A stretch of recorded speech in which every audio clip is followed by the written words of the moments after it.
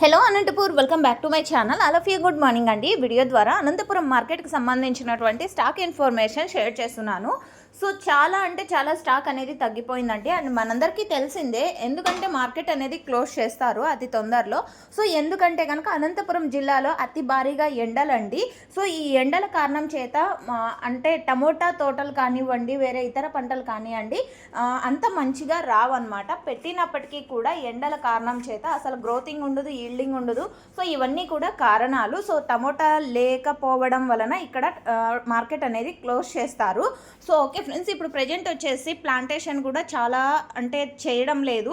And already చేసినటువంటి tomato తోటలు కూడా ఈ ఎండలకి ఏమాత్రం రావు. ఇవన్నీ కారణాల చేత ప్లాంటేషన్ అనేది చేయరు.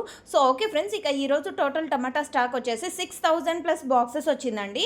6000 ప్లస్ బాక్సెస్ వచ్చింది. దాదాపుగా 5-6 మండీలకు మాత్రమే స్టాక్ అనేది వస్తుంది. అండ్ మిగతా మండీలు అంటే దాదాపుగా 30 మండీల వరకు ఉన్నాయండి అనంతపురం జిల్లాలో. బట్ అయినప్పటికీ అన్ని మండీలు క్లోజ్ చేశారు. ఇప్పుడు ప్రజెంట్ వచ్చేసి 5 నుంచి 6 మండీలకు మాత్రమే స్టాక్ అనేది వస్తుంది. సో ఓకే ఫ్రెండ్స్, ఇది ఇన్ఫర్మేషన్. అండ్ రాబోయే రోజుల్లో స్టాక్ ఇంకా ఇంకా ఇంకా తగ్గే అవకాశాలు చాలా ఉన్నాయి.